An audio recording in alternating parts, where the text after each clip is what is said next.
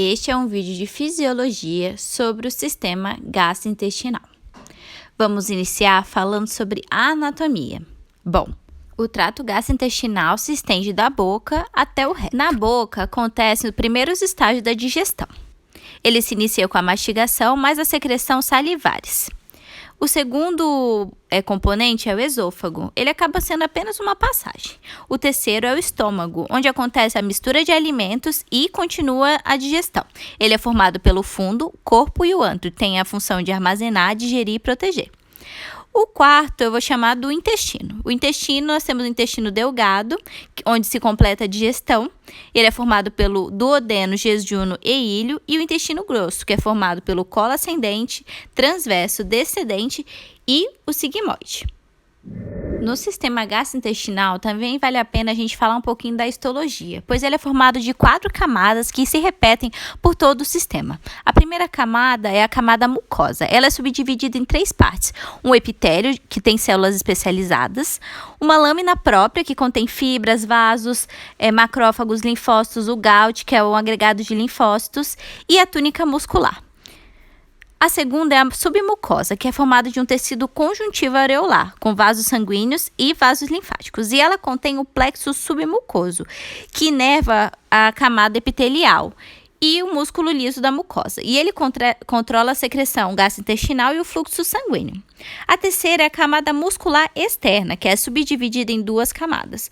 O músculo liso circular, onde está presente o plexo mientérico, e o músculo liso longitudinal. O plexo mientérico, ele controla todos os movimentos do trato gastrointestinal. E a última camada é uma camada serosa, que contém tecido conjuntivo areolar e um epitélio. Já que eu citei os plexos, eu queria falar um pouquinho sobre a inervação do sistema gastrointestinal. Ela pode ser extrínseca ou intrínseca. Quando a gente fala de uma inervação extrínseca, a gente fala do sistema nervoso autônomo, que contém o sistema simpático, que inerva igualmente todo o trato gastrointestinal e inibe a atividade da camada muscular, exceto os esfíncteres, e o parasimpático.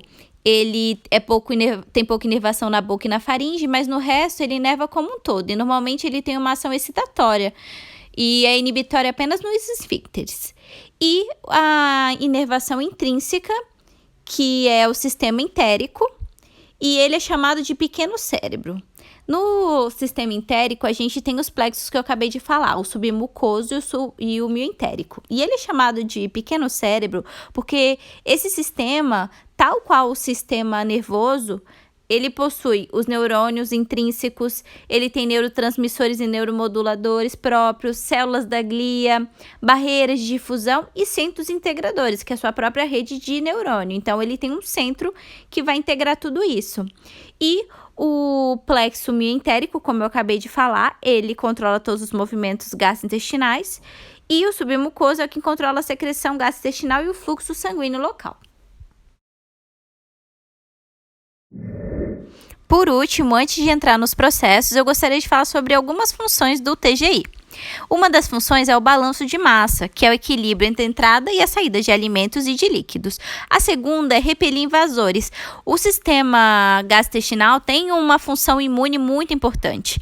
E o último é o transporte de nutrientes e de água do meio externo para o meio interno. Agora vamos entrar nos processos coordenados pelo sistema gastrointestinal.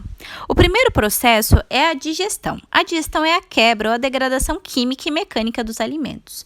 Quando eu fiz a playlist sobre bioquímica, eu gravei um vídeo só falando sobre isso. Então, não vou explicar nesse vídeo. Se você quiser, eu vou deixar o link aqui embaixo. O segundo processo, eu também já fiz um vídeo explicando sobre ele, que é a absorção. É a transferência passiva ou ativa de substâncias do trato gastrointestinal.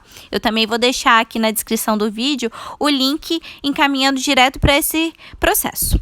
E o processo que eu vou entrar a fundo, que eu não gravei nenhum vídeo ainda sobre isso, é a secreção. Bom, a secreção ela é a transferência transepitelial de água e íons do líquido extracelular para o lúmen do trato gastrointestinal. Ele acontece graças à estrutura de células epiteliais gastrointestinais, pois elas possuem membranas apicais e basolaterais distintas, com cotransportadores, que fazem o simposte, por exemplo, de sódio, potássio, cloro, NKCC. O antiposte, por exemplo, do sódio e do potássio, ou do hidrogênio e do potássio. E canais iônicos, que vão permitir a passagem dos íons. E eu vou falar um pouquinho sobre algumas secreções que são produzidas no trato gastrointestinal. A mais famosa de todas é a secreção ácida. Essa secreção ela é produzida pelas células parietais. Eu vou desenhar aqui embaixo um esquema para a gente entender como é que funciona essa secreção. E já vou começar focando na bomba de potássio hidrogênio ATPase. Essa é a bomba mais importante para a secreção ácida e ela, por exemplo, é alvo de vários medicamentos como o omeprazol. Essa bomba ela é responsável por trocar, o potássio pelo hidrogênio. E essa troca ela vai acontecer graças a algumas reações. Por exemplo, a água ela é dissociada e gás anidase carbônica ela é convertida em bicarbonato. Esse bicarbonato ele é trocado com cloreto pelo antiporte. E o hidrogênio, como eu falei, ele vai ser trocado na bomba potássio H+ ATPase. E assim a gente vai ter a formação do HCl no estômago. A segunda secreção que eu vou falar é uma secreção básica. A secreção básica ela acontece nas células do ducto pancreático e nas células duodenais. Ela requer altos níveis de anidrase carbônica. Ela é secretada usando o tocador de cloreto, bicarbonato apical. Então, vou desenhar aqui uma célula, uma dessa do ducto pancreático, as células duodenais. E vou começar, então, sempre a mesma equação, água mais CO2, estão presentes de anidrase carbônica, transformando em bicarbonato. A troca do bicarbonato pelos íons cloretos. E, nesse sentido, a gente tem o movimento da água e do sódio, que é passivo. Ela acontece pelas junções comunicantes, que são permeáveis. E aí, a gente tem a secreção básica. Outras secreções que existem, que eu não vou entrar a fundo nesse vídeo, são as secreções de NaCl, de enzimas digestórias, como a das glândulas exócrinas, salivar e pancreática, ou do epitélio da mucosa do intestino e do estômago, a secreção de saliva, de muco e secreção, por exemplo, da bile. E agora vamos falar do último processo, que é a motilidade. A motilidade ela é um movimento de material do trato gastrointestinal como resultado de contrações musculares. E ela tem o objetivo de transportar o alimento da boca ao ânus e misturá-lo mecanicamente para quebrá-lo uniformemente em partículas pequenas. Isso vai fazer o que tenha aumento da superfície de contato para que você tenha a ação das secreções que são produzidas. Bom, o que acontece é que o trato gastrointestinal ele é feito por um músculo liso e tem regiões diferentes com diferentes tipos de contração. Desse tipo de contração, a gente tem mais ou menos 3 padrões. O primeiro padrão é o complexo motor migratório. Ele acontece entre as refeições quando o estômago, o intestino está vazio. É chamado de limpeza da casa. Ele varre bactérias e sobras do bolo para o intestino grosso. O segundo movimento é a peristalse. Ela acontece durante e após as refeições. São ondas progressivas de contração. O músculo circular ele se contrai e empurra o bolo para o segmento seguinte que está relaxado e quando ele recebe o bolo, ele contrai, ou seja, ele vai fazer um movimento. E o último movimento de contração são as contrações segmentares. Ela é feita de segmentos curtos que se relaxam e contraem alternadamente, fazendo que você haja uma mistura desse bolo alimentar. Essas contrações estão associadas a ciclos espontâneos de despolarização e repolarização, chamados de potenciais de ondas lentas. Ondas lentas não são potenciais de ações, elas são alterações lentas e ondulantes no potencial de membrana em repouso. E elas são originadas em uma rede de células marca-passos chamadas células intersticiais de Cajal. São células lisas musculares modificadas que se localizam entre as camadas de músculo liso e os plexos nervosos intrínsecos e podem atuar como intermediárias entre os neurônios e o músculo liso. Quanto maior a duração da onda lenta, maior é a duração da contração. E por último, eu só queria mostrar para você o gráfico, para você não confundir um potencial de onda lenta com o potencial de ação.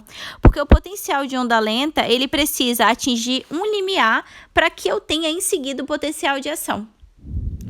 Agora, eu vou falar um pouco sobre as fases que vão envolver todos esses processos que eu acabei de falar. A primeira fase é a fase cefálica. Essa fase, ela prepara a boca e o estômago para o alimento que virá. Ela é coordenada por reflexos longos que se iniciam no cérebro e geram respostas antecipatórias. Fazem aumentar a secreção e a motilidade em antecipação ao alimento que virá. Ou seja, você pensa em comer antes do alimento chegar, você vai ter aumento da saliva e do suco gástrico. A segunda fase é a fase gástrica, que é quando o bolo chega ao estômago. E aí você tem estímulos do lumen gástrico que iniciam uma série de reflexos curtos. A distensão do estômago e a presença de peptídeos e aminoácidos, eles ativam células endócrinas e neurônios entéricos. E aí a gente vai falar da estrela da fase gástrica, que é o estômago. O estômago ele vai ter basicamente 3 funções. A primeira é de armazenamento. Isso porque quando o alimento chega, o estômago ele faz um movimento de relaxamento receptivo. E a parte inferior do estômago começa a digestão em ondas peristálticas que empurram o bolo para baixo, aí misturando ele no ácido. E a parte superior ela fica em repouso, porque ela regula a velocidade do quimo. O segundo processo é o processo de digestão.